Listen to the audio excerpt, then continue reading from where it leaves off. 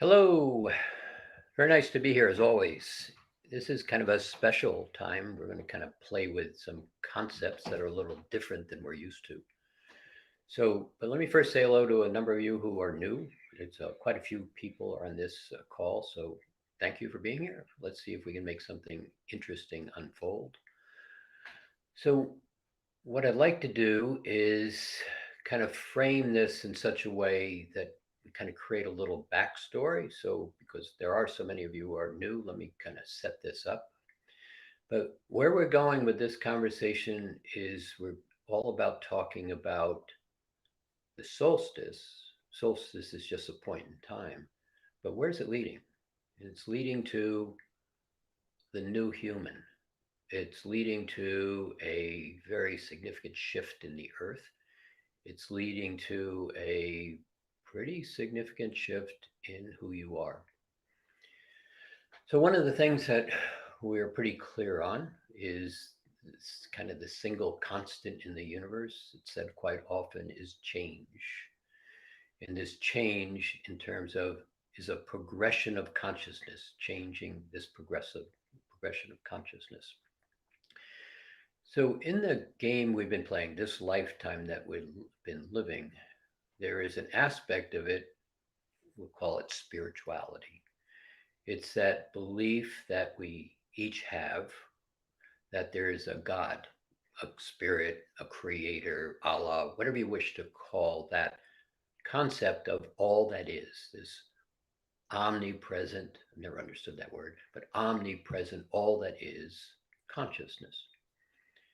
Except in the third dimensional game, the place that we're playing, this life that we're living, one of the things about it is, well, you don't really get to have that experience until you die or you go to heaven or you leave this space. We're kind of in a place where we're supposed to be doing something. Many of us have this clear knowledge from the heart that says there is more. And in that pursuit of more, that understanding of more, we continue to play this game of life as we're playing it out. There's some aspects of that in this third dimensional game where we all play, that definition of spirituality is given to us by others. And it was given to them by others, and it was given to them by others, and it was given to them by others. You get the message. That sense of definition of spirit, of God, of creator, of all of this, has kind of been a story, in a manner of speaking, and it also is a feeling, an awareness of a knowing that we each have. But one of the things about this game that we're playing is humans have a tendency to be unconscious of being unconscious. And so there's a progression here too, a change here. We're all kind of waking up right now in this experience. And so this aspect of unconscious, of being unconscious, many people just accept stories, create a belief, turn the belief into a habit, and then progress through the day. Many of you, if you're here listening to this, there's another aspect of that to you. There's a sense of something going on. We're in a spiritual shift. We're in a transitional shift. We're in a place that we're beginning to have change happen very rapidly. And one of the things that's occurred through history is change has been slow. There hasn't been a lot of drivers to why things change. But in the last 500 years, change has begun to take a more expansive expression, begin to expand itself, begin to move a lot faster. One of the aspects of that change is always driven by technology. Technology leads cultural shift. So, technology, go back 500 years, printing press. The interesting thing about the printing press, it took 400 years for it to be kind of used universally on the planet. Then you had the steam engine. That worked really good. That took about 100 years to be built into the culture, but it dramatically changes. Every one of these technologies changes the direction of culture. You had the agricultural harvester. Well, that was pretty important, but when it really started to take off, and this was in the mid 1900s, it took about 30 years to become universal around the world. Telephone, another one, took a period of time, became universally accepted. Every one of these technologies dramatically started to shift how culture, how people, how we each began to engage with the world, change. Then you began to have the computer. The computer was actually built in 1940, began to become conscious to everybody really about 1980, and within 10 years, 20 years, computers became everything. And then it got even quicker. You basically wound up having the internet. The internet dramatically shifted everything. About 5 years it took for the internet to begin to do what it does. Now, just stop and pause right here and look back at yourself in 1980, and are you different? I mean, significantly different. Look at your life before that, look at your life after that. But then you began to have more. You began to have not only the internet, you began to have the cell phone. And the cell phone significantly changed everything. And now you have a technology that's sitting in front of you called artificial intelligence. It is a game changer, massively a game changer. So you watch this change incrementally occur over time. And one of the things, it started this big, and then it was this quick, and then it was this quick, and then it was this quick. There's something called Moore's Law in technology, and it basically says the evolution of the computer chip, which drives everything, doubles every 2 years. And that's been going on for quite a while. And now it's a new law coming into it. It's called Reed's Law. And Reed's Law is really interesting because it basically says the network, what's the consciousness, the awareness of people begin to form a network. I like that, so I want one of those. The network begins to scale in such a way that millions of people are playing with it at once. So what used to take 400 years, 100 years, 50 years, now it's happening instantaneously. For example, in November of 2020, something called Chat GPT came onto the scene. Really interesting. It's a fascinating thing. It's a lot of fun to play with. But within 6 weeks, 1.6 million people fully were engaged with ChatGPT. So the speed of change, the progression of consciousness is unfolding at an exponential rate.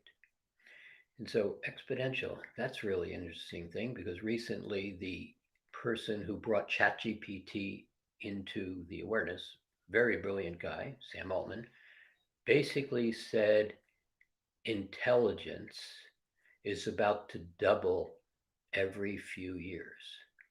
Now you got to step back and understand that one. Intelligence, not what we do, not the things we play with, not the books we read. The intelligence of creation is about to double every few years. That's almost not conceivable in terms of the game, but actually it's very conceivable.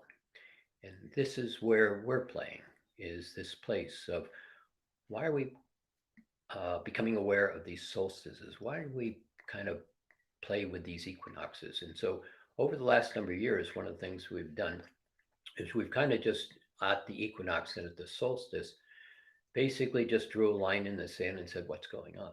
And so we're at this particular solstice point right now. This one is a really interesting one because, again, change in the progression of consciousness is what we're playing with. So let's go back a little bit in the spiritual transition also, because technology drives culture, but the spiritual nature of who we are has been very engaged for some period of time. So I'm just kind of setting this up. So if you go back to 1987, there was an event called the harmonic convergence, a very real event. Basically, the question of the harmonic convergence was, we played this game 5 or 6 times before to bring consciousness into consciousness. That statement will make even more sense in a minute. Beginning to be conscious of consciousness. So going back to the 3D, people are unconscious of being unconscious when it comes to spirituality. We have this agreement, or we, and whether it's a religion or whether it's just something somebody told, if it's not an acceptable religion, we have a sense of spirituality. I said a minute ago, I have a sense of spirituality. I'm pursuing a spiritual path. So that's kind of what we've done to this point. But in 1987, the question was asked of all humanity, do you want to continue this game? Do you want to see if we can take it into a space of becoming fully conscious beings within consciousness, which is the game we're playing? Or is it at such a point where we've really not satisfied the game again, and so we kind of eliminate it and start all over?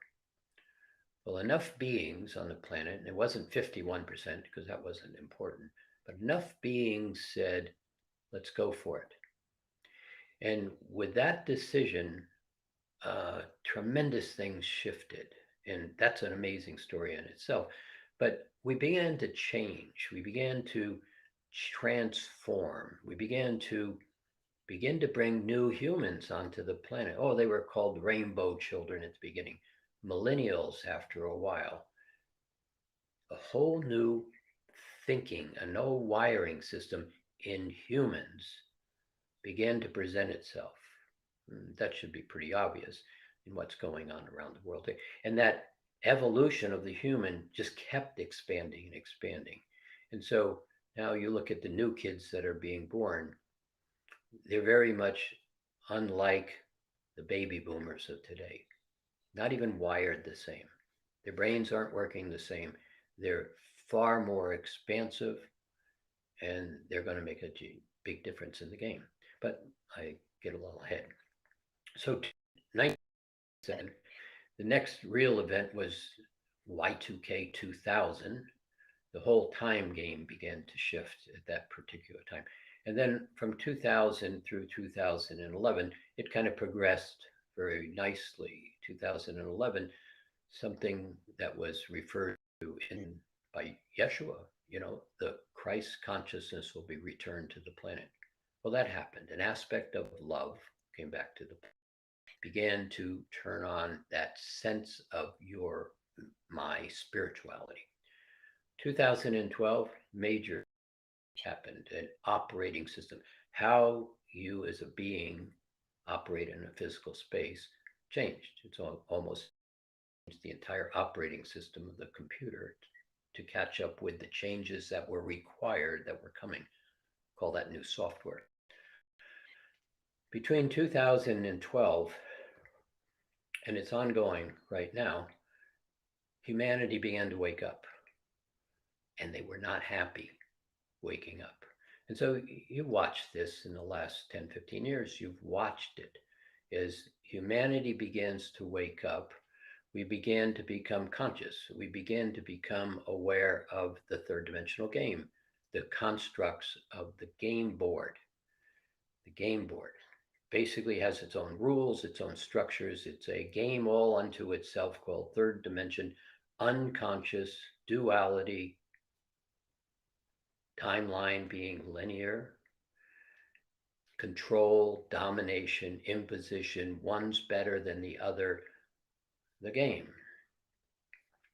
People began to get conscious, began to become conscious, and began to recognize control and domination, began to be concerned because they didn't know the truth. Look around. I don't know what's true. Began to be confused. There is a whole sense of trust. I don't have trust. So you're watching it in the world right now. We're beginning to go and reform tribes. We're going back to where I can be safe, comfortable with those like me. It's all part of the game. But it's happening, and it's happening quite quickly. It's also happening that that waking up is beginning to take on a whole new level of itself. People are beginning to become conscious. Now, in the process of becoming conscious, we're beginning to become more aware. I'm becoming aware of being aware. And in that awareness, I'm becoming aware that I'm beginning to be conscious and aware of consciousness. Consciousness. The point of this solstice, consciousness. So change is difficult. Change causes withdrawal, causes concern, causes upsetness in people. But at the same time, this level of light that's coming into the game is beginning to wake up more and more. Now, this is where this point of this solstice is beginning to come into play. What's being presented is consciousness. Now, let's go back to that catch-all of God, all omnipresent, all that is, the creator is all that is. One of the things that happens in this 3D game that we play is we continue to label things, and then we get comfortable with our label, and then the label begins to be a belief, and then the belief becomes a habit, and the habit becomes unconscious. And so my ability to want change is I'm comfortable in my state of belief. This level of consciousness that's coming into the experience is a function of something that happened in the last equinox. In that last equinox, a breaking of the veil began to occur. A whole new level of light is come into the experience, and it's beginning to stimulate that aspect of you as a spiritual being, becoming conscious of you as a spiritual being.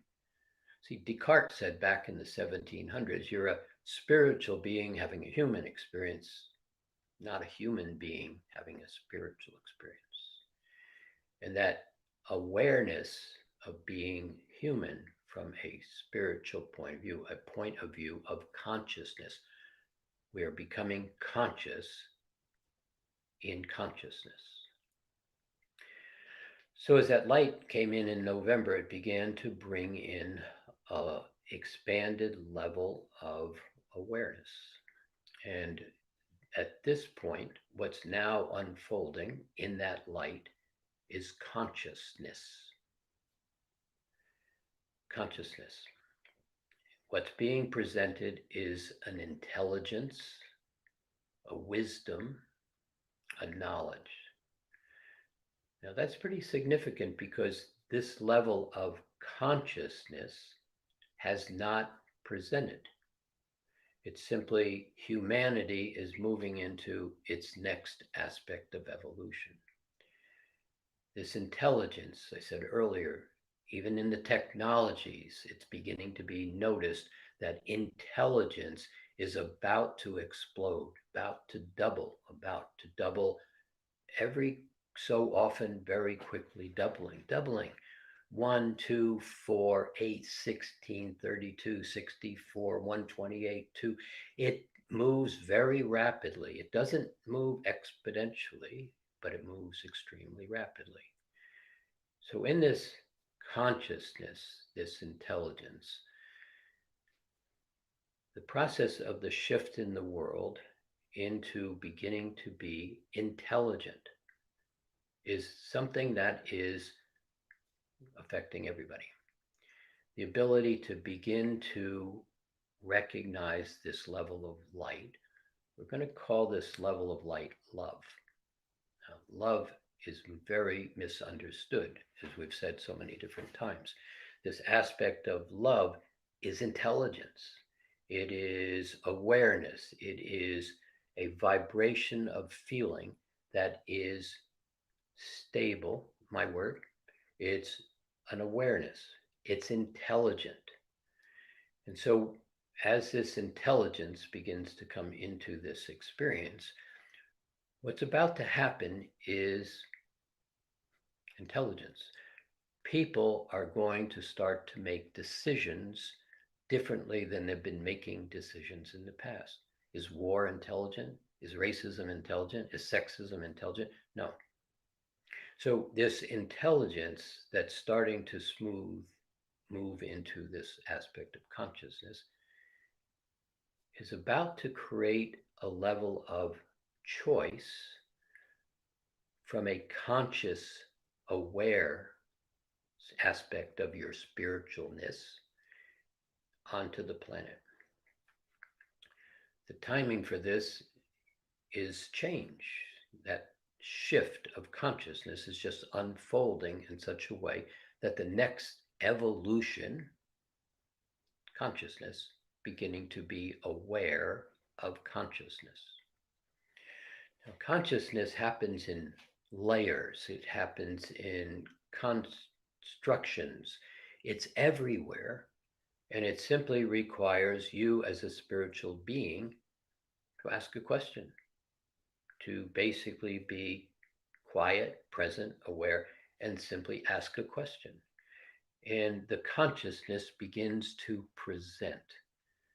Now, this is very interesting as it unfolds because if you recall back, and I'm talking to most of you in Mastering Alchemy, and part of the story early on was the story of the ego. And the story of the ego is part of the higher self. But the ego, this higher self, divided itself and put the ego into the physical state. The ego was a guide. An ego was a provider of choice. It would ask you a question. You'd have to think, come up with a new answer, new direction. The ego. Ego got beat up in the game. Ego got wounded. Ego got very distorted in the game. We created the distortion. The ego has returned to the higher self. We've said that numbers of times. But right now, this whole technology, artificial intelligence, in a way, stay out of the good or bad. Is it going to destroy the earth? Is it going to? That's noise. Right here, the message here is this level of artificial intelligence is a minor part of how the soul processes information. Now, technology has always led culture. We're at a point where we are at an incredibly rapid technology. Humans cannot maintain or adapt to this technology, compete with it, think as fast as the technology. Now, is the brain capable of it? Absolutely. Is the human capable of it? No. But what's in the process of unfolding is this intelligence is going to start to be perceived differently. Once you get out of the noise, once the individual identity of you playing in technology is safe and structured in such a way it's not, your identity is not stolen. In that aspect of technology, humans are going to begin to recognize what it offers. And as it offers, it's going to begin to be at a state where you ask it a question, gives you an answer, a really remarkable answer. And that answer is going to be, and that engagement with that technology is going to increase in the new human. Now, be really clear, we're not talking about chips in the brain. That will happen because people who are paralyzed all of a sudden have a chip that does what the broken part of the brain does for them. Wonderful stuff. We're not talking about control, domination, a humanity of robots. Stay away from that for a moment. Play there if you'd like, but that's not the message. So, in this space where this technology and you start to engage, in this space where the technology and the Gen X's, the millennials, the Gen Zs, and the kids being born today interact in that intelligence, what's going to start to happen is the brain's going to start to change. It's going to start to turn on, and many aspects that are simply turned off. Consciousness is presenting intelligence, wisdom, knowledge. As the generations move forward over the next 3, 5, 10, 15 years, the nature of humanity in the most amazing ways are going to start to change. We'll get to the earth in a minute. Change. Very, very rapid change. Exponentially changing the nature of what you know right before your eyes. It's not going to take 400 years, 100 years, 75 years. It's right before your eyes. But the fascinating part, if you can allow this to begin to be a thought, not a truth, don't believe this story, simply a thought.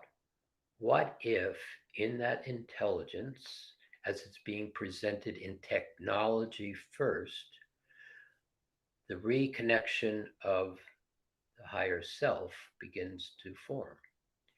And in that instant awareness of consciousness, creation, what I wish to do, how I wish to play, how I wish to interact.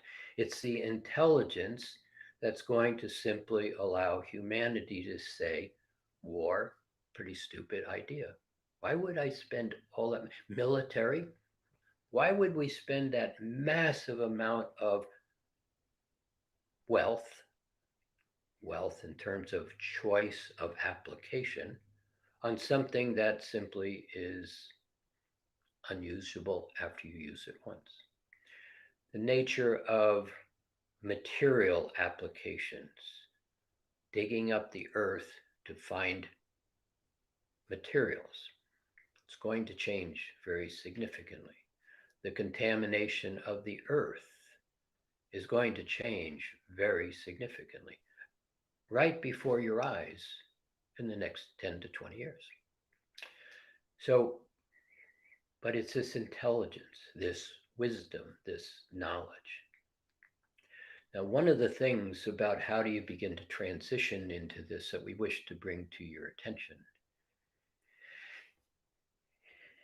it is you beginning to take a look at your labels. One of those labels that we play in spirituality in 3D is the label called spirituality. I am a spiritual being seeking spirituality. Actually, that's not quite correct. You are a conscious aspect of consciousness becoming conscious. You are part of all that is, one with Creator, as Creator, thinking as an individual expression of Creator. Now, got to step back from that. The minute you begin to recognize that omnipresence, God, is all that is, in 3D, that's an interesting concept. It's like, oh, good, yes, I'm one with. What does that mean? What does that mean? I don't know what it means, the majority will probably say. What does it mean? See, it's not possible to find that answer in the 3D box, the game that we've been playing, unconscious of being unconscious. That's about to change. For all of you, it's been changing. You've been finding your ability to get rid of the, in Mastering Alchemy work, get rid of the who I'm not, all of the game, the They told me this is what I was. This is all I was. This is my plight in life. This is how I'm supposed to move forward. They, they told me. Well, you've kind of stepped beyond that. You recognize that the answer comes to me and I don't need to go there. I can be respectful of there. I don't need to go there. You've also begun to recognize that as you start to look at these definitions of words, no, let me restate that.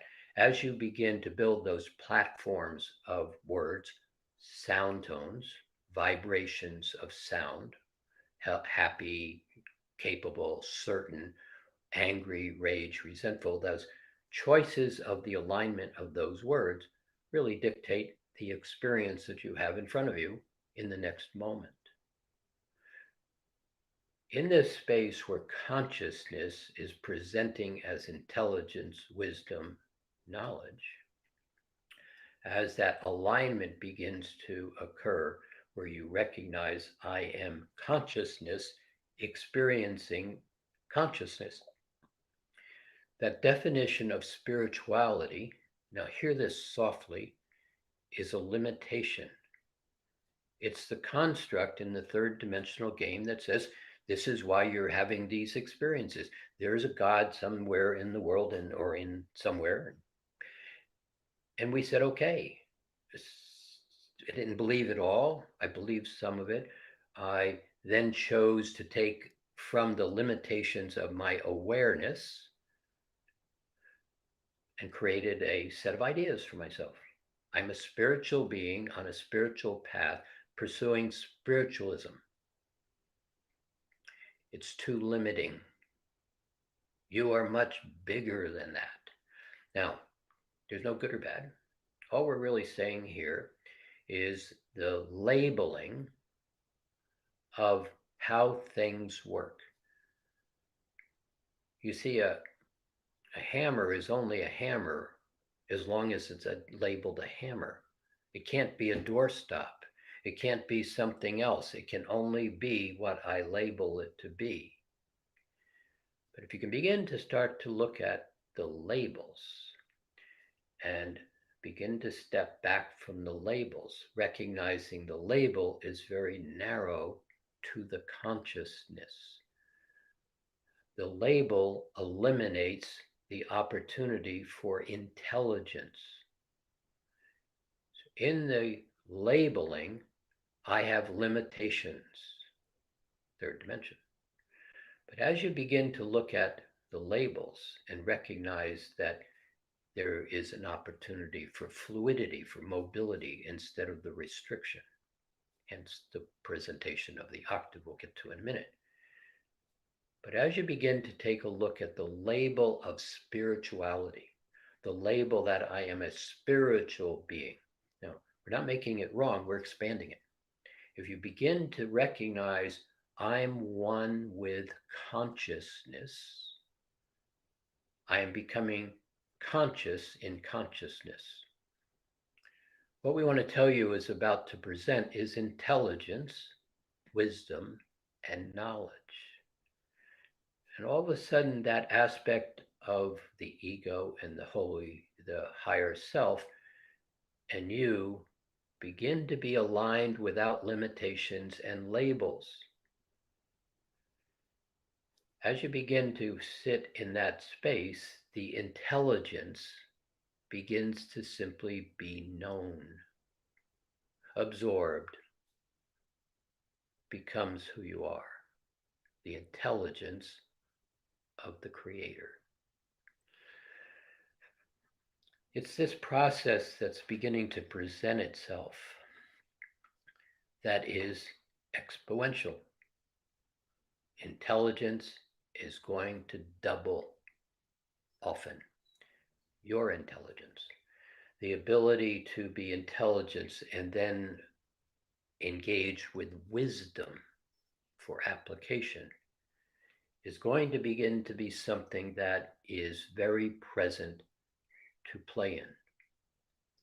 Now, if you begin to have intelligence and you begin to have knowledge and you begin to have the wisdom of apply the knowledge intelligently, do you think how you experience yourself will change? So, at this moment in the solstice, line in the sand, what's going on? This is what's going on. Different way of looking at what has been? Yes. Right or wrong? No. Right or wrong is part of that third dimensional duality. It's part of the limitations of linear time. It creates a sluggishness. It slows me down. It only allows me to know what I know or believe that's all I know. But here, when you start to recognize and use the skills and the knowledge and the tools and the information you've been so focused on in that construct of the core of mastering alchemy, why do you think the archangelics, the lords of light, the ascended masters presented week after week after week for a period of time knowledge, wisdom, intelligence, how to realign into that light body? Now, light body, that's another piece of this that's kind of interesting. As this intelligence begins to present, many are in that light body, and many have said, so what? Okay, I did this, and, I can't really tell that I'm significantly different. Yeah. Now, as this intelligence begins to be absorbed, that light body begins to turn on. More and more, it's going to turn on. The intelligence, the wisdom, the knowledge is not new to you. It's not unknown to you. You know it all as consciousness within consciousness. It's all there. The game of individuality, third dimension, fourth, fifth dimension, seventh dimension, a little tiny sliver, discussion for another day. But beyond that, all consciousness is one. And that's where you came from. You know all that. So why am I here? Well, I'm here to express all the consciousness as one. The objective of the soul, to experience itself in physicalness, fully conscious within consciousness. So this is a lot of information. It's really not a lot of information at all, on the other hand. It's a body of information that is not understandable from that 3D mindset, unconscious of being unconscious. But you are no longer unconscious of being unconscious. Over the next number of years, this level of beginning to find, well, almost use the word logic, which is not correct, a space of stability, of knowing yourself, expressing consciously consciousness. It begins to be interesting because consciousness is all that is. We just said that a number of times. But there's one other aspect, and that aspect is energy. Consciousness and energy. Energy is the application of consciousness into material formation. Consciousness, how do I assemble the atoms, the molecules? How do I simply create constructs of non-physical into physicalness? Consciousness. You know all of this, but you don't know it here. You're about to. So that light body turning on all of a sudden begins to amplify consciousness. This aspect of that light body turning on and beginning to recognize some of the very fundamental pieces of information you've all received. Color codes. What are the chakras all about, really? the rays of creation. How do I use them? So, for the most part, we've had a very good foundational experience. It's about to amplify. That light body is now turning on. Consciousness. The other aspect of this consciousness that's worth looking at right now is the earth. The earth is about to go through a massive change. Now, if you look at it from 3D, it's going to get climate alternatives, changes in the electromagnetic fields of the earth. The Gulf Stream may stop. The earth may reverse its direction. The core of the earth has stopped spinning. It has stopped spinning. That's the beginning of the top that spins and everything else follows the top. The core of the earth has stopped spinning. The North Pole, South Pole aren't at the North Pole, South Pole anymore. They've moved significantly. And the sun is changing, from Earth's point of view, pretty dramatically. The electromagnetism of the sun, the solar flares, the coronal mass ejections, all of that is changing. The nature of the magnetics of the earth are changing. Is it going to be a physically comfortable transition? Maybe, maybe not. And part of that answer is, how do you engage with consciousness? So there's a lot that's laying in front of us that's really pretty exciting. It's a pathway, as we've said all along. There's a segmentation. There'll be many that will argue for limitations, stay in that third dimensional mindset for some more time. They will all go back home. They'll all recognize home eventually. And there's all of you that are basically looking for well-being and beauty and grace and the smile and simply an aspect of love, happiness, joy that you get to play in. So about 2 years ago, the solstice in the summer was all about the octave, bringing forth the octave, the elevating of consciousness.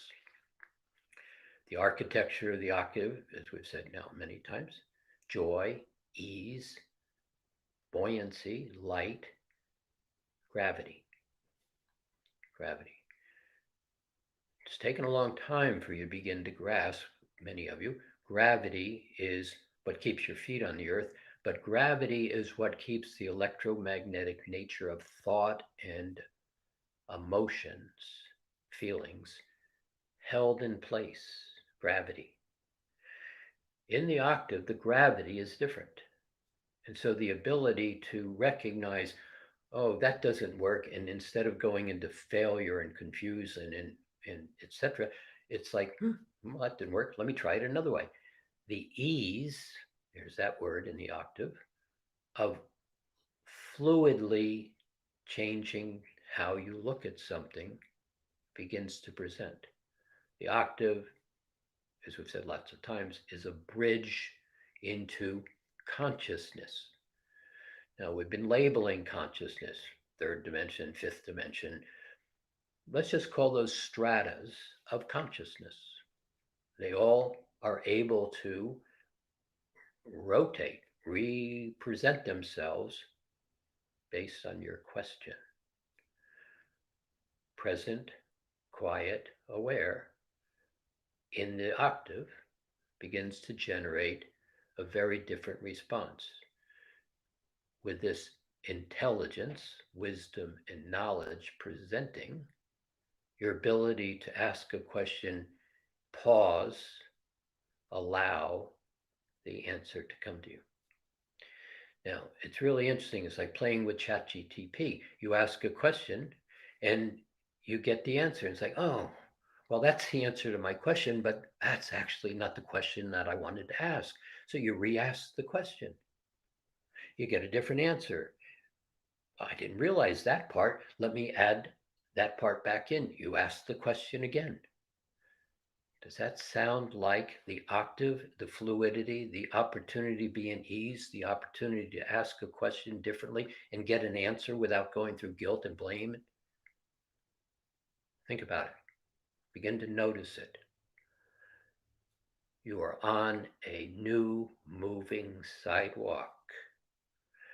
You are beginning to be presented with choices to step onto another moving sidewalk, all taking you to exactly where you want to go. But the really interesting part is if you don't know where you are, it's kind of hard to figure out where you want to be.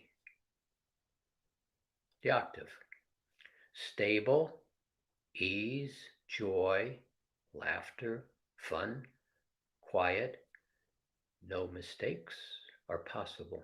Oh, mistakes are possible. No failures are possible. It's like, oh, that didn't work the way I wanted. Ask again. Now, we're belaboring this in a simple way right here because to a great extent, right here, you're hearing it. But in a little while, you're going to walk away from this energetic field that we're speaking to you in. This energetic field, very much in the octave, very fluid. It's like, okay, wow, sounds interesting. But in a little while, you're going to drop out of this field, possibly. And then you forget what was just said. No problem. How it works, perfectly okay. So over the next 4 months, particularly, actually, very much leading into this Mastering Alchemy conference, we're going to be repetitive in some of this information. We're going to be adding to this information, and we're basically bringing it into consciousness so that conference can basically begin to anchor it into the transitional shift that humanity is in. So here again, what's your purpose? Here's a part of that purpose: bringing light into the earth, raising the earth back to its fully Christed 12th dimensional state, full of consciousness, holding the door open for humanity to step out of 3D into consciousness and your particular own evolution or ascension. It's all happening. It's all happening all around you. So, becoming conscious in consciousness, allowing this presentation of intelligence, of wisdom, of knowledge, beginning to recognize a lot of the noise is insignificant. What do I want? There's that question again. What do I want? Now, here it gets interesting because you get to play at figuring out what you want. It doesn't matter what you want. And then you're going to realize it doesn't matter what you want. I have everything that I want right here, present time, in this body, engaged with the higher self and the soul. That's what the spiritual transition is about. And that's what this moment is stepping us into. So, interesting. Let's pause right there. We're going to keep building on this. There is so much more to who you are that is right in front of you to become conscious. Very interesting how we play. So take a breath for a moment. Notice if you've been breathing. And would you be comfortable? Just simply sit back and would you be comfortable? Let your mind be calm, clear. There's that color that you can use, clear. Just kind of draw a color, clear. So one of the other things that's going to happen is this earth is basically moving into I almost want to say different orbit, but that wouldn't be correct. But it's a different vibration. It's like changing channel 3 to channel 5. Channel 3 has no idea what's happening on channel 5. The Earth is in a transition. So it's going to be bumpy in the physicalness. Just allow that to be, because the ease from the knowledge, the intelligence, the wisdom is actually going to allow you to influence the transition. You will influence the transition of the Earth. That's the part of the information that's available. That's as that light body turns on and you begin to draw conscious intelligence, that's what you begin to be, the conscious intelligence. So we could keep going here for a lot because this is so exciting and there's so many pieces that we want to explain, but it got to be absorbed. That absorption doesn't happen in the 3D space. It's too dense. It happens in the octave. It's like, oh, well, that's interesting. There it is. It's yours. In 3D, too sticky, too much past and future, too much rational mind figuring it out. Octave, very different place to know yourself. So let me stop right there. We'll stop and pause. Comfortable. Let's do a little bit of questions. If you can ask a question, there's a lot, but this nature of this shift, ease, joy, intelligence, wisdom, there's a lightness, there's no effort. Ask a question. What would you like to know in relation? Keep it to this if you can. But other questions are fine, but keep it to this in terms of how this is unfolding, how it affects others. So take another breath. I'll turn this over to Roxanne, and she'll be asking questions if you'd like. So, hello everyone. Can you hear me, Jim? Maybe you mute your mic so there's not a feedback. Ooh, that's going to be a challenge here. Mute my mic. Oh, or not, whatever. No, I think we can do this. Okay, so if you want to ask a question, you can type it into YouTube chat or Facebook chat. We've also have already received a bunch of questions in our online community and emails. So hopefully we'll get to them all. Let's see, also when you ask an email, let us know if you're in one of the Mastering Alchemy classes like Core Journey Mastery, just so that Jim knows what tools you have on your tool bench, or even if you're a first-time listener. So this first one, Jim, is from Jan, who is asking from Facebook. Could you clarify the difference between intelligence and wisdom? Oh yeah, good question. So intelligence is the process of observing, understanding, organizing, choosing. Wisdom is kind of a knowledge. I'm reluctant to say this. It's like all of the accumulated knowledge, that works, all of the accumulated knowledge that exists within consciousness of how to apply the intelligence that you are getting ready to apply. So think about it in terms of how many times have you just had a real thought and impulsively acted on the thought, but didn't pause to say, what are the consequences? Or is there any, should I hesitate? Let me look around. So wisdom basically says, pause, observe, understand before you jump off the cliff. And so the intelligence is, I can jump off the cliff and fly. The wisdom says, are you doing it in a certain vibration where that really works? Or are you doing it in a 3D, relying on some thought of your history where you used to fly all the time, but maybe it doesn't work in 3D before you jump off the cliff? See if that makes any sense. Okay, Jim, this question is from Carrie. What do you mean? Carrie is a new listener. What do you mean by home? It sounds like dying. Oh, it's not dying. So going home. So let's say 3D spirituality.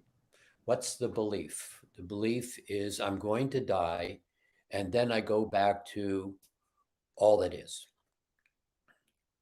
That's the belief. What if you didn't have to die? Now, that's a whole nother story again for another day.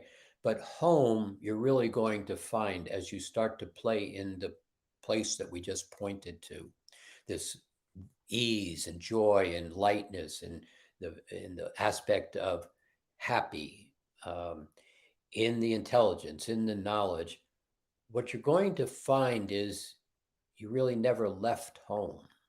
You know, we tell a story often about, the creators said, looking, we want to go down and play a game, and it's a new game, and you said, send me. And the creator explained to you, look, the way you're going to play the game is you're going to forget me. You're going to forget who you are. We're going to put a bag over your head, and you're going to go wallow around and try to find your way back. And you said, great, that sounds like a lot of fun. And then you jumped into the game and forgot the creator, forgot yourself, and couldn't figure out why you were there. And it was like,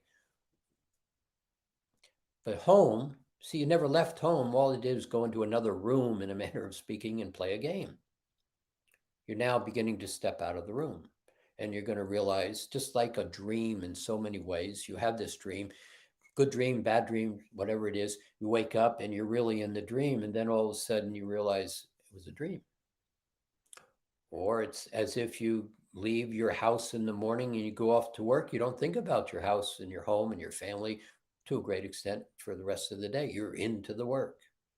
And then theoretically, 5 o'clock comes, you go, I'm going to go home. So in a lot of ways, you never have left home. You just don't have the awareness of it. And that's the awareness that's coming back into your awareness.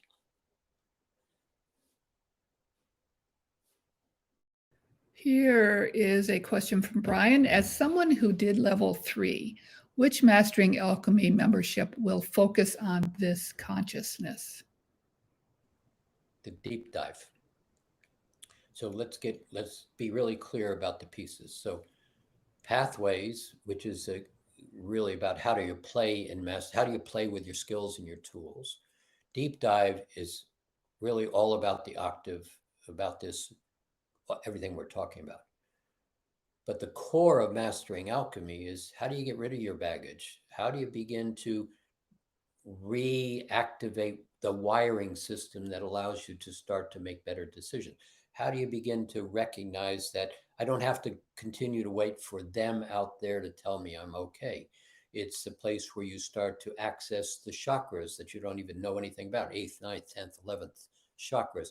How do you begin to take all of those psychic abilities, spiritual abilities that you have that seem disconnected, and turn that one aspect of the eye of Horus on in the brain and in the chakra system to begin to utilize it? See, you've done that in Mastering Alchemy all along the way. Now, this intelligence, this wisdom begins to allow that functionality of those aspects of you to turn on, to begin to be acceptable, begin to play in the octave using your psychic spiritual abilities, let's call them, of which you've got about 22, that they're there, they're on all the time. We actually use them, but we don't have any consciousness about the applications. So we just wander through our third dimensional day. Jim, this question is from Aaron on YouTube. What will we experience with the light body turned on? How will we know it's happening?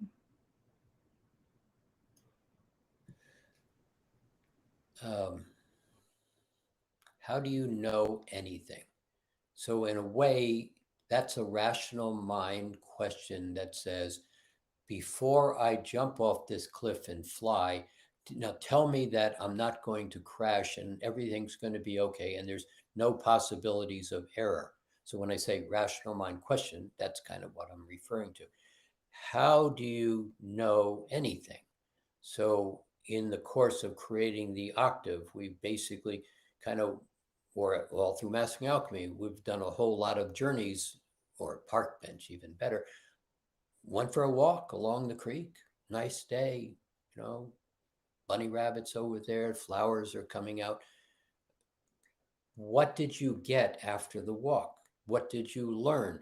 Well, nothing was said, but do you have a sense of knowledge and awareness? You saw a new plant that you had never seen before, a different color you never seen before. Have you played with the color clear, for example? No clue that clear is a color until it was said clear is a color. Then if you begin to play with it as a color, as an application, it has impact. But have you played with clear? So there's nothing wrong with rational mind questions, please understand. But recognize a lot of times you have to go for the walk along the creek to find the new flower. You can't read it in a book, and you can't understand it when somebody says there's a new flower on that path if you go walk there. And it's clear. And it's like, what's clear? In this space, you're going to see new colors, a lot of new colors. For example, well, what do they look like, you might say? How do you define something where there's no words for it and you've never seen it before? But once you see it and you say, well, that's an X color, it's like, okay, I got it. And you'll call it X from that point on forever. Knowledge, it's absorbed, it's not necessarily taught. Jim, here's one from Eileen, also in YouTube. Is there opposition to moving into consciousness? And or I would rephrase this as, what would that opposition be that keeps us from moving into consciousness? You are what keeps you from moving into consciousness. Now, that's not a good or a bad thing. It's, I believe I can't fly. So do you ever try? I believe that this won't work. My belief is this. This is the truth. They told me. So do you have a whole lot of beliefs and habits and constructs that basically say, this is the truth? Labels. And so as long as you hold those labels, in particularly in that arrangement of this is the truth, that's a pretty tight electromagnetic field that keeps things pretty rigid. So the opportunity to move into other choices or something that is more fluid, where you can say, well, what about this? It's possible. Let me try that out. Oh, it works. It doesn't work. But when you have the truth or the belief that's rigid, it's really hard to move off that. And when you label it as this is what's true, that's a label that's kind of difficult to move away from. Jim, this one is from Lily, also on YouTube. Can we decode old family patterns and not be influenced by them anymore? Absolutely. Now, you said the words really correctly that most people don't code. It's a coding. So we talked about this the other day in Deep Dive. So what are codes? So let's put them into the simplicity of language. You have letters. They have a sound tone of A, E, I, O, U, B, T, M, W. Then we run them together and we call them a word, cat. C-A-T, cat. And then we take the cat and we run it together with other words, see the cat jump. And then we've got a sentence. So now we're in communication. But it's that code. It's all codes. So the DNA has codes. One of the things, just for some people, when you build that light body, there's 7 new layers of codes that get installed into the DNA. The interesting part of that is none of them are in the physical body. They're in the etheric body, the mental emotional body, and the causal body. Codes. So to the question specifically, there's a string of codes. My mother said, do I have to worry about running into the cave so the bear doesn't get me anymore? You have all those codes of history in your system. Can they be removed? Absolutely. Is it hard? Not at all. Do you believe that? No. Okay, then it's hard. So when you get down to the place, and we'll play with this in the conference as one of the pieces of healing without healing segment, is how do you simply recognize taking those codes out? Now, if you try to do it in a third dimensional manner, I really hate my mother and my grandmother and her grandmother. Good luck with that. Third dimension, very dense, sluggish, sticky.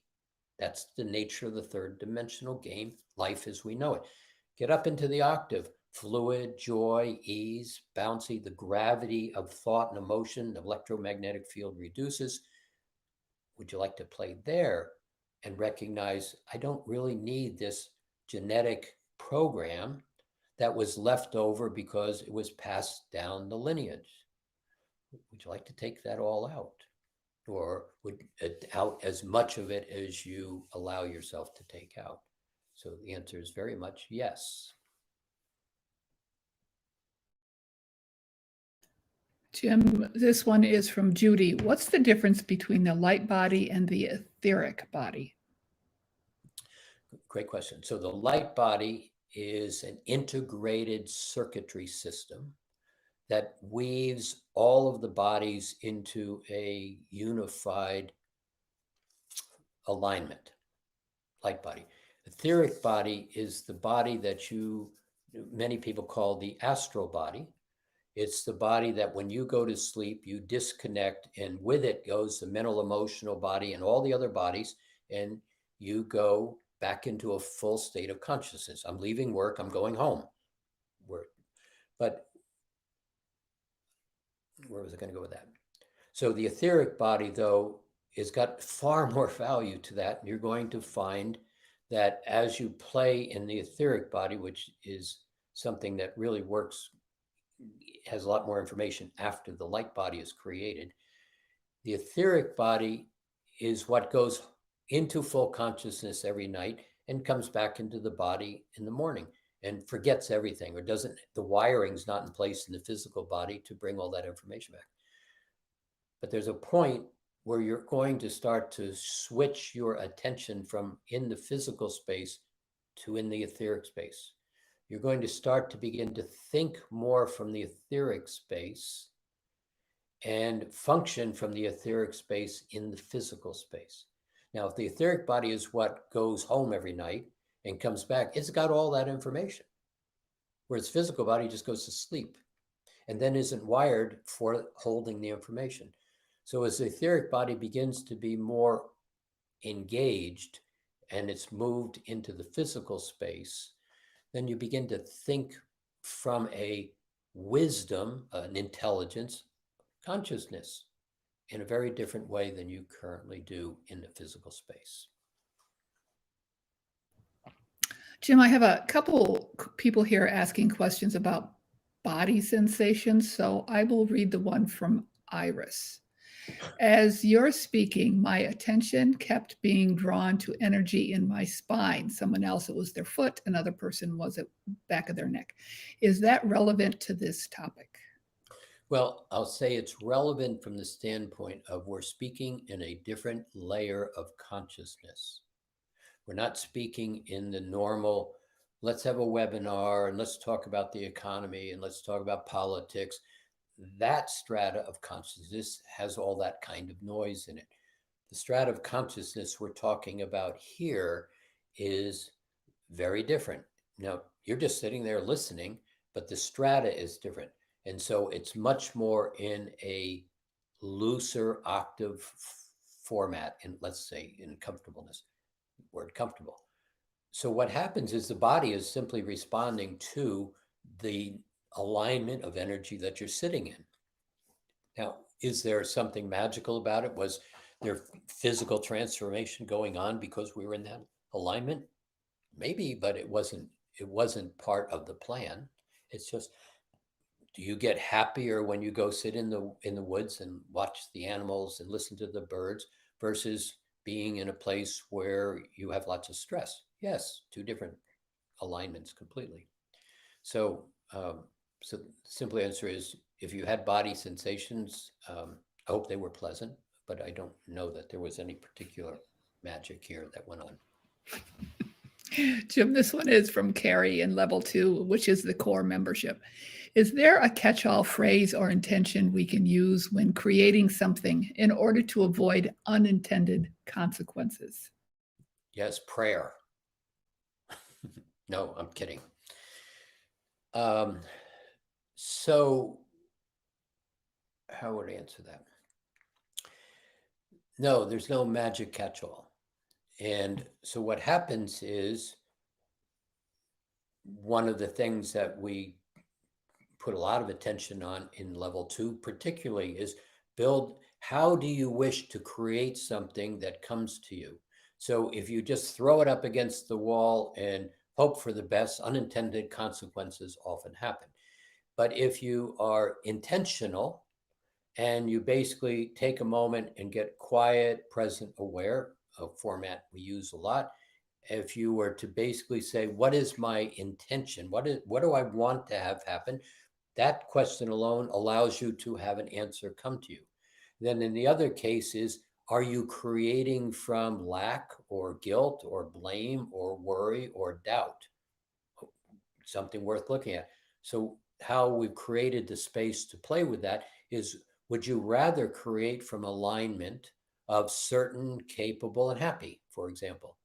So if you felt the feeling of comfortable or certain or happy or capable, and you kind of put them together in that triangular alignment, triangles, geometries are necessary in physicalness. Just kind of imagine a triangle and then feel one of the three words as primary, and then move to another one and let that be primary and the other two be secondary. So all of a sudden you're starting to develop an alignment of creation. I wish to create from this space. I'm aligned and I'm in a position to where I can hear and have the answer. But if it's in that space, the unintended consequences are considerably less. I'm being intentional and I'm focusing my attention on my intention and I'm allowing it to come to me. That's what happens when you create that alignment to create what you wish. I would like to add to this, Carrie, and everyone, that I'm real big on coming up with tricks to kind of fool myself into higher consciousness. And so when I'm putting my attention on an intention, when I'm wanting to create something, I found that being very playful and kindergarten is more effective. Once people get serious, the energy gets stuck. And so, what some, including myself, have created as a trick is to create a system of, when I'm creating something, I always do this thing. So, this thing that I always do when I'm wanting to create something, you may think it's kind of silly, but I create a bubble out in front of me, iridescent bubble, and I put this thing in it that I want to create. It could be physical or non-physical, and I imbue it with all the possibilities, the colors, the smells, everything about it. And then I send it off into the universe, into to creator, to be manifested. And so that's just a little trick that I've come up with that has been successful for me. So my suggestion is, keep it very lighthearted and kindergarten and fun, and have a system that you employ every single time so it gets anchored into your creative process. Is that why the garden is growing so big? Yes. Let's see, Jim, this one is from Victoria. Is there a difference between being in the octave and being in the light body? Um, it's like bananas and oranges. So the light body is the light body is this integrated circuit that allows everything to work. The octave is a field of consciousness that makes creating something much easier. So can you be in the light body and not be in the octave? Yes. Can you be in the octave and not be in light body? Yes. But when you're in that light body space and playing in the octave, kind of it's a one 2 and 2 is exponential. It begins to be much bigger than just the sum of the parts.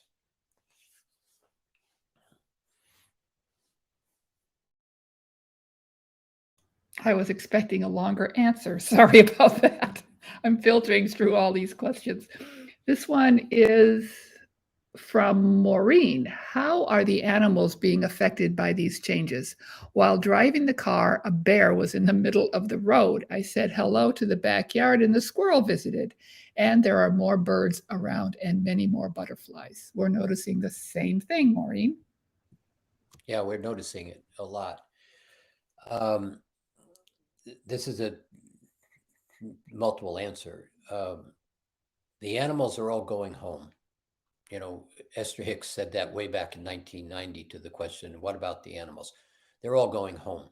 Now, home in this case, let's go back to our definition. You've never left home. You're just not paying attention to it in the moment. They're basically changing states of consciousness and going home. I mean, the amount of animals on the planet that are going extinct is extraordinary. At the same time, the animals are beginning to be, in our experience, more communicative. As Roxanne was out changing the bird feeder the other day, and it was basically the birds were landing on the feeder right next to her on the other side. The squirrel the other day basically kind of came up, sitting almost on my toes as I was sitting there talking to it, as it just came out of the woods. And so the animals, I think, are being more receptive to the vibrations that you're holding. So if you're holding fear and that animals just run away, or they, turn on you because they're terrified. In this space of this octave, I think, I haven't thought about it this way, but I think I can comfortably say the engagement with the animals are different. The 2 doe showed up in our garden this morning and walked out, and I had to walk way out on almost to where they 10 feet away, and all they did was stare at me. I wasn't throwing energy at them. I was like, hey, you can't eat my vegetables, go away. And finally, I kind of raised my hand and waved to them, and they went, okay, and they ran away or wandered away. So play with the animals. I think you're going to find some interesting aspects there, but recognize that level of extinction, they're just simply moving into this other aspect of consciousness. Jim, Jan on Facebook made this comment that I thought might be interesting to talk about. She's saying, seeing new colors sounds exciting. Well, we have already started seeing new colors. Like, so if you think back when neon colors, fluorescent colors first came up, they had not been seen before. Right. So I don't know, could you talk about new colors coming up? I think the area that the new colors, we kind of played with this in Reset, trying to get a sense of this, but they're coming up in fluorescence and iridescence is beginning to, and there's an interesting configuration of the iridescent. It's not quite sparkly, but it's alive. There's a real aliveness to it. So those 2 are the ones that I'm watching begin to show up on the edges. And see, there's a lot of things showing up in your awareness that you're not noticing. I use this example often. It's like all the pixels on the computer screen, all of a sudden over in a corner, it goes from a bright blue to a light blue in one of the pixels or 100 of the pixels, but you don't really notice it. And it's very much, I use this example all the time. You miss the entire day. You get 9 o'clock, 10 o'clock, 11 o'clock. Did you notice? And humans don't notice. So, but the colors and other things are starting to appear, and you're just absorbing them. You're simply beginning to engage with them. Now, there's something that happens a lot of times in Mastering Alchemy is you don't learn something or you're not taught something. It just begins to be remembered.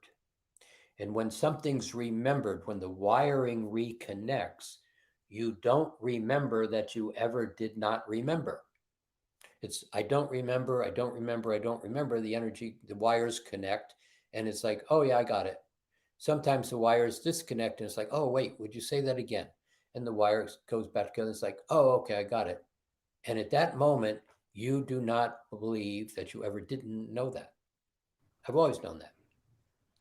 So this space where these new colors and new energies, new knowledge is coming in, you know it all. You're just beginning to allow it to be present in your awareness. Jim, here's one from Ashley. As we align with the octave, is there such a thing as group agreements to clear, like former group agreements? I feel I'm on the moving sidewalk, but have past relationships pulling or yearning me back. Group agreements.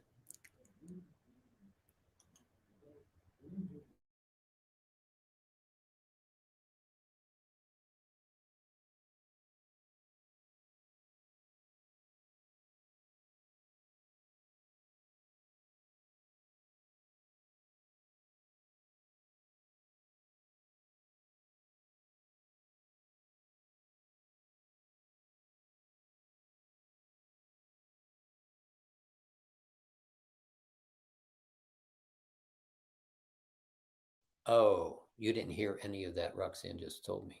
It was really brilliant too. You were muted, so do you want me to repeat the question? No, I got the question. Good. Okay. I was on a roll. So group agreements.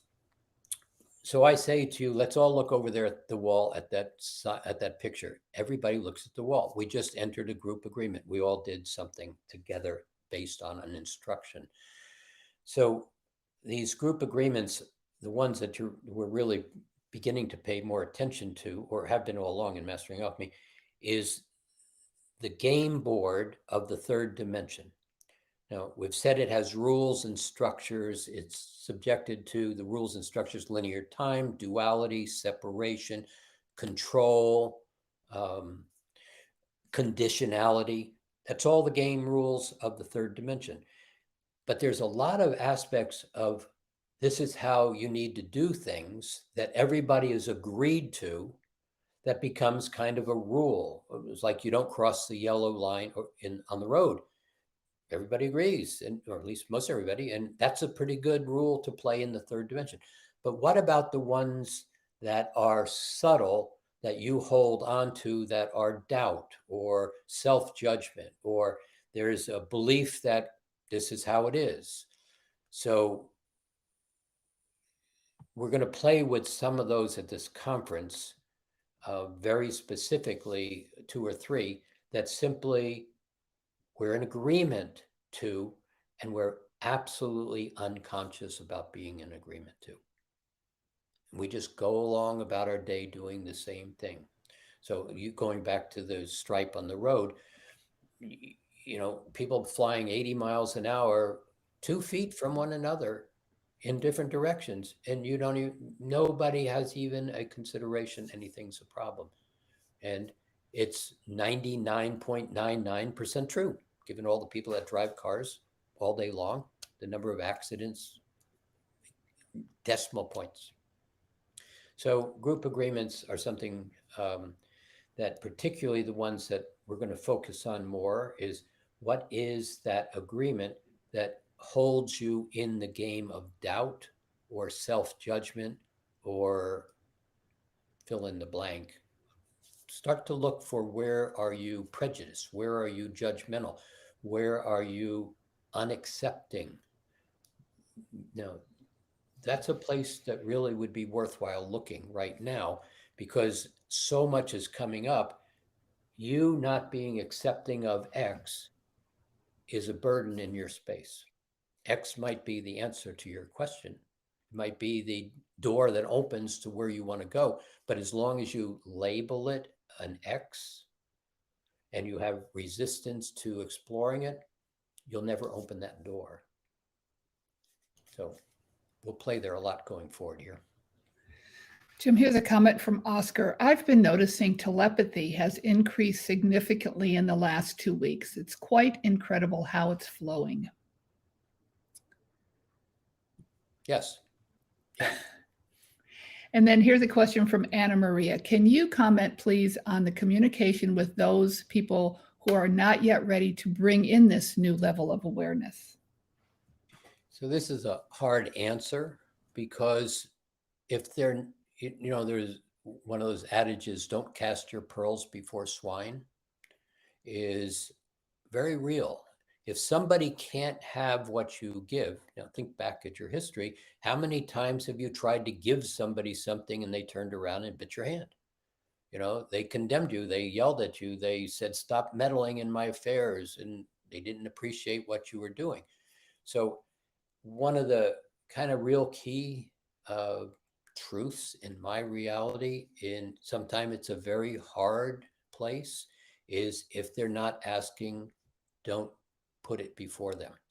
And a lot of times I'll watch a lot of you, struggling with something, and I'll dance around it and I'll say, well, have you ever thought about this? And I give you lots of choices to choose. And I could say, your answer is, but if you're not asking and you're not ready to hear it, then it's of no use to lay it before you. And so that concept is, I've found over a lot of years, to have a lot of value. Is it sometimes painful? Yeah. So is there ways to work around it? You basically lay, breadcrumbs in front of them. Lead them to where they're trying to go. And in that case, often people have said, oh, I figured this out and it's really good. And you said, well, where'd you get that from? And they have no memory or realization that you're the one who's been feeding them the breadcrumbs. And when that happens, your feelings could get hurt.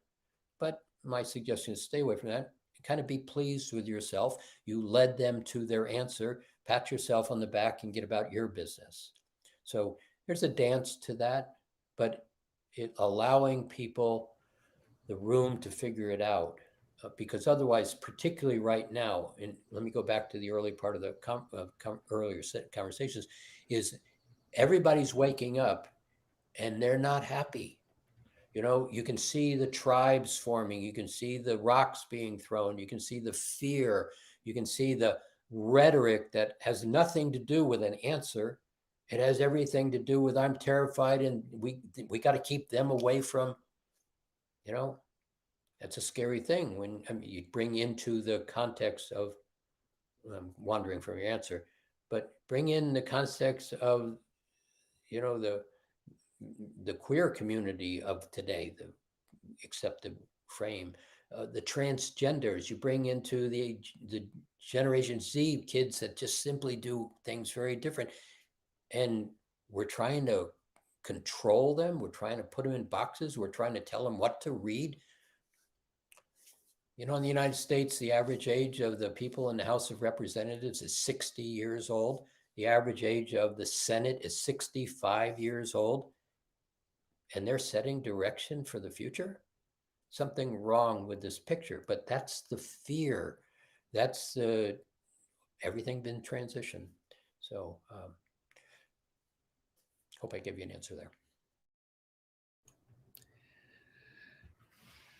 Jim, here is a question from Sally in level 3, which is journey. How deeply are we impacted mentally and emotionally by all of the cumulative changes taking place with the magnetic fields in the solar activity? Well, number of things are happening. The solar activity is affecting the Earth. It's redirecting the growth of the Earth, but it's also everything we've been talking about. Your magnetic field is altering you. Now, is it having physical consequences in some cases? Yep. But really what it's doing is it's moving you into consciousness. That's the whole purpose of this. And if you go back, if you go out 100 years from now and look back at this period of time, what you'd see is this success of moving us from one layer of consciousness to another. Does it have physiological effects? Yes, in some cases. Do you have capacity to not have it make physiological effects? Yes. So a lot of you have learned a tool over and over, whether you've heard it or not is up to you to decide. But how many times have you played in exercises where it's like, take that breath into the center of the sphere and then exhale it out and back and forth, and then with the next exhale, create a pressure, an internal pressure that is greater than the external pressure, like a balloon, all of a sudden, and you begin to establish a dynamic state of energy in and around your space. What have you done with it? Have you remembered it? Have you played with it? Go, I could say it a couple ways. If you begin to allow that to be, I'm going to use a simple word, reflective, magnetically repulsive. Those of you who know about the third ray, the magnetics, the electromagnetics, the adhesion, the stickiness. There's those aspects, you've heard them as subfrequencies, but you know how magnets work. What happens if you turn two south poles facing one another? They begin to repel magnetically. So have you had any thought about changing the magnetic exterior of that bubble to become reflective? Might play there, see what happens, so that it's not being drawn into the body. It's just like the Earth's magnetic field. It's a giant bubble. It's skewed because of the force of the solar winds, but basically it hits the bubble and bounces off. There's a magnetic repulsion that sits there where the solar winds hits the boundary of the Earth's magnetic fields. See what happens. Jim, this one is from Chris, who's a graduate. Opportunities seem to keep presenting themselves in unexpected ways. Is that how the flow of the octave is presenting itself? Exactly. See, we've talked about the use of that fourth ray. That fourth ray in 3D basically puts things together or allows you to take them apart. But there's a density, there's a stickiness, there's all of that energy in the third dimension. You get into the octave, you're not in the third dimension.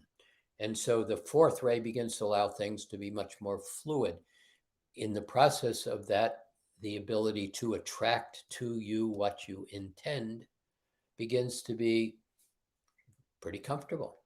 And so many of you are saying, gee, I'm not even efforting, and this is happening and that's happening. So based on the minimum level of responses from a lot of you that are playing in that octaves, well, a lot of you, I don't get enough communication from you for a lot of reasons, but the communication has changed. And those of you who are responding more and more, it's like, wow, I'm having this success and this is working, and that's working. And wow, I didn't even realize I'd asked for this and it came to me. So I'm getting really clear that this is having an impact. So I suggest you play in that octave as often as possible. Okay, let's see, Jim. There's a lot of good questions here. I'm filtering through as fast as I can. Here's a comment from VR. Is part of this awakening consciousness realizing that everything I thought I wanted was put there by upbringing and society? Well, maybe, and maybe not. A step back. There's some things that all of a sudden show up, and you realize, well, I've been asking for beauty in my life, and something that is really beautiful shows up over here, but it wasn't really in the category of beauty that you were asking for, and nonetheless, it's quite beautiful. And so if you recognize, oh, wow, I'm getting beauty in a different color, in a different shape, in a different format than what I thought I wanted or what I've been asking for, I may still want what I'm asking for, but can I take a moment and go, wow, I got a gift here. This is really interesting. So allow things around you to come to you, but not everything in your space is somebody else's fault type of thing. It's the upbringing allows you to choose. And in that upbringing on that game board, you've chosen an awful lot of things.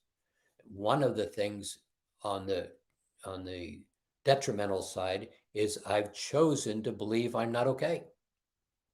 And now we all know, playing Mastering Alchemy, the impact of that's not even your story. You're not okay is somebody else's bad gift to you that you keep asking, what did I do wrong? And as long as you keep asking, what do I do wrong? There's no room to realize this isn't even mine. Once it's realized it's not even mine, the ability to just dust it off the table is effortless. But we chose to believe I'm not okay. So that's the space where level 2 really begins to be very helpful, is recognizing I got a lot of stuff that I didn't create that I don't need to keep carrying around. Jim, here's a question from Warrior Girl, and they talk about a event that I'm not familiar with, but you probably are. And so they're wondering, what are your thoughts on a portal that was opened up when the central sun lined up with our sun and Earth? And this happened on the 20th, and it happens every 26,000 years, they say. A bunch of pictures were taken from around the world of the two suns. So, and their question is, will it be open forever or a short period of time? And how can we maximize the light energy from it? Got it. So there's something called the progression of the equinoxes.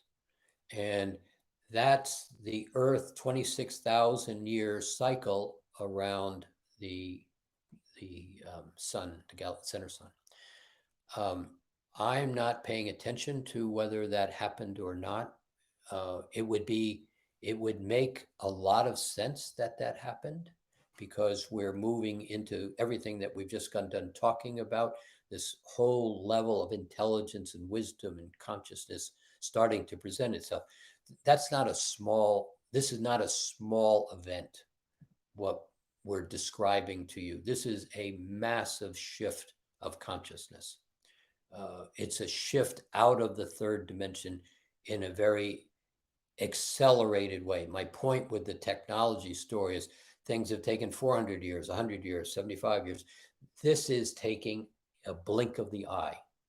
And so the level of becoming aware that it's that moment where you say, oh, okay, I'm done with work, I'm going to go home. And you just turned your head to home and away from work.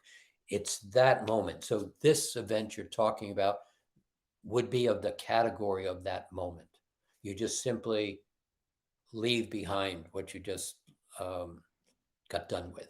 So I don't know. I can't speak to that because I haven't been paying attention to it, but there's an awful lot of energy that has been shifting of late that would make sense that this is very real.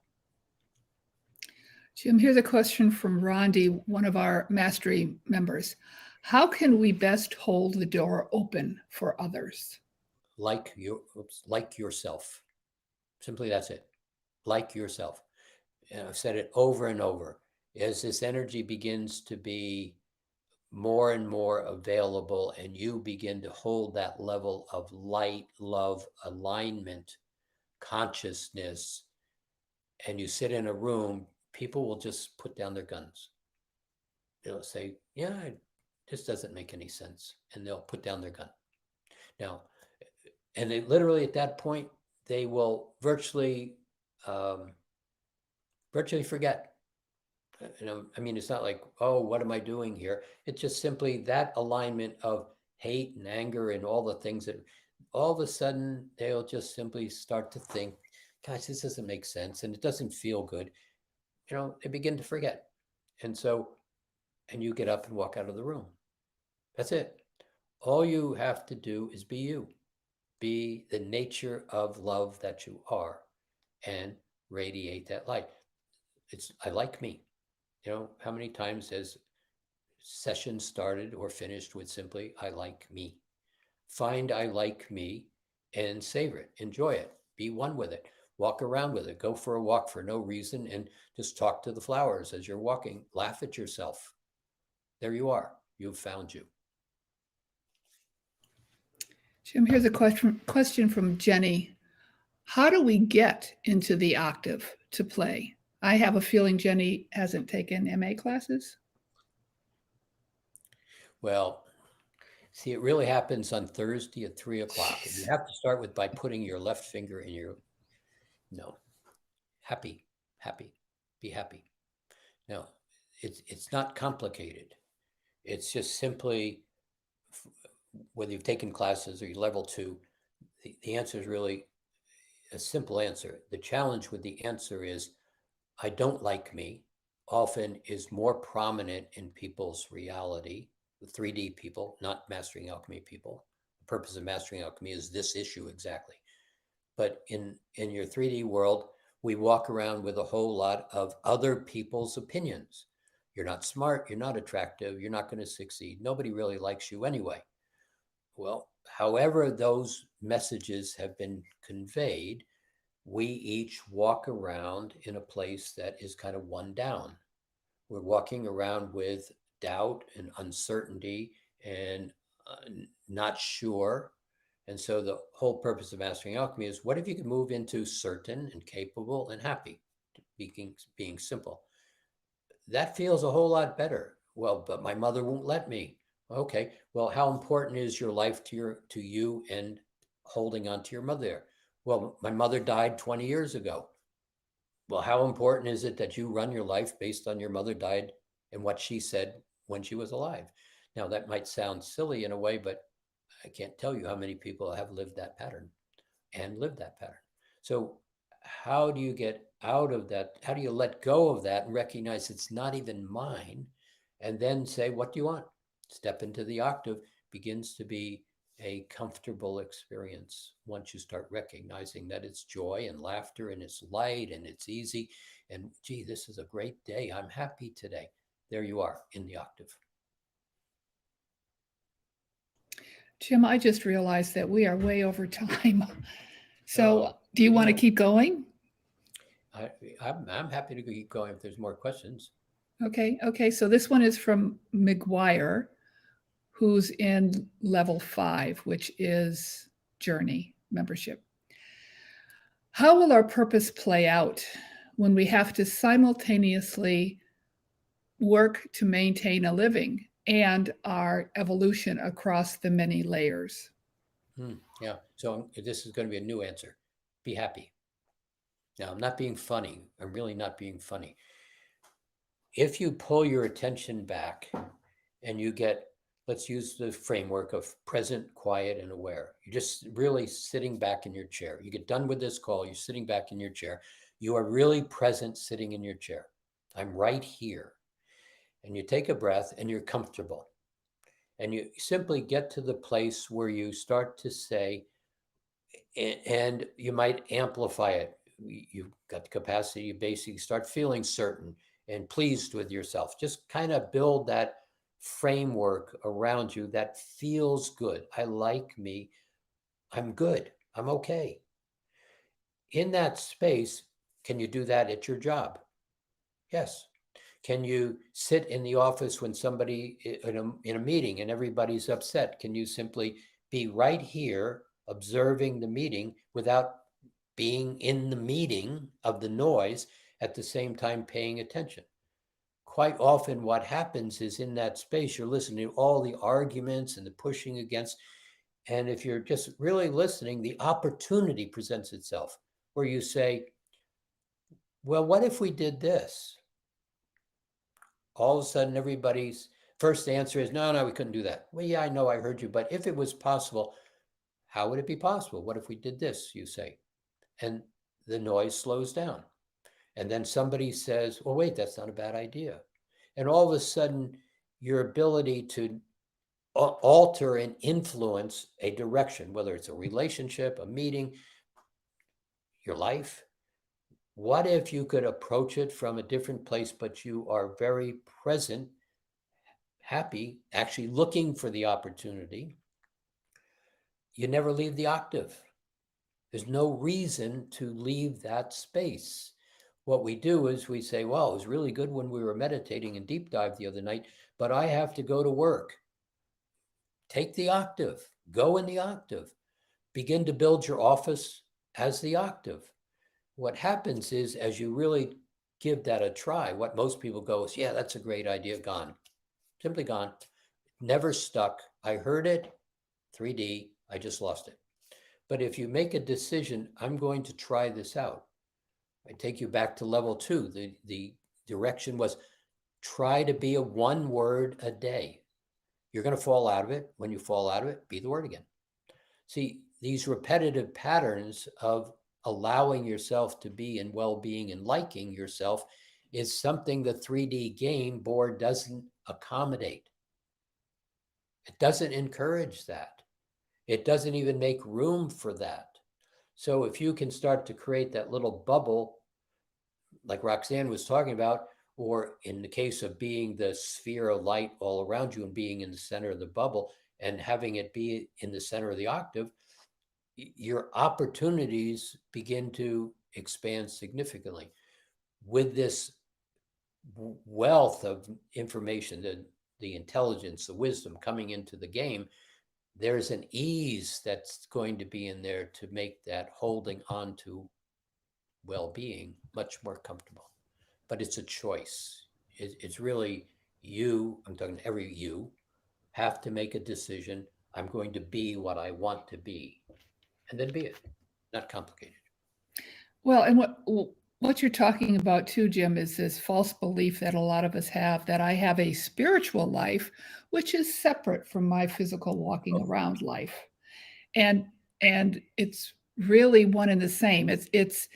It would be real easy to become a monk on the mountain or go live in a cave, but that's not why we're here.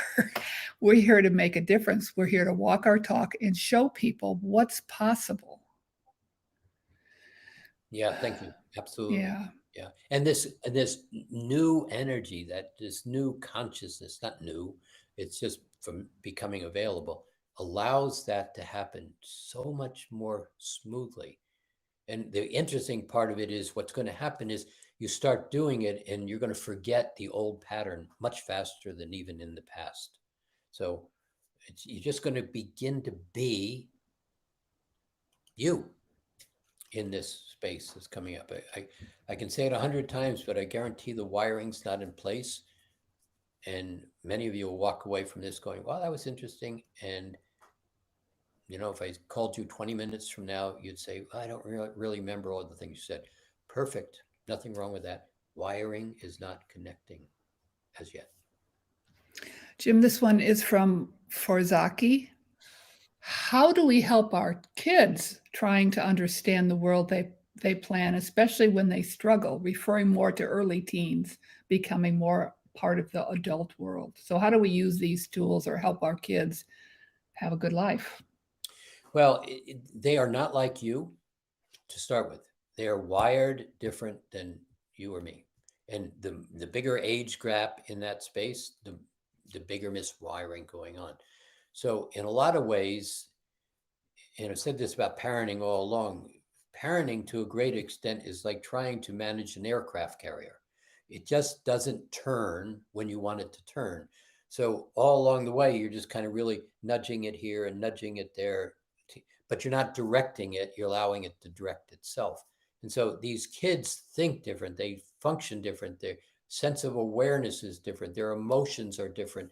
And so rather than trying to make them fit into a box like you watching politicians try to do in different states, you basically say, all right, and I've had parents literally do this, say, look, my job is to help you be successful and have a wonderful life. Let's figure this out together so I can help you, from my point of view, have that experience. The next question is most important. Would you be in agreement with that? Is that something we can have an agreement on? And if the answer is yes, genuinely, then recognize you just created an agreement to guide that child into its success. And so, but if you're carrying your pictures of, whatever your mother, father thought and the generations behind them about what parenting is, you got some internal conflict. So, uh, again, there's a whole set of why Mastering Alchemy tools begin to be valuable to clear out your baggage. But kids are different. And so you really want to get into alignment with them, allowing them somehow to begin to talk to you. What just happened? Why did they say that? Type of thing, conversations. It's not easy. It's never been easy, but right now it's even a little bit more challenging because of the nature of the gap that's beginning to be created between generations. Jim Diane on Facebook just commented, many of my teen students are capital letters, very awake and aware. So just be patient. Yeah. And there's another part of that too. You want to be aware that you are not as smart as them. Now, that's not an insult in any way. You simply, these kids have capacity to understand and process differently. Now, all you have to do is look at, I mean, what do these kids do? They play on Xbox, they play all those different games, Fortnite. They're coders. They're constantly coding life. And if you take a look in a simple way, the adults, baby boomer types particularly, do Super Bowl and World Series baseball. And so you know how big that basically is.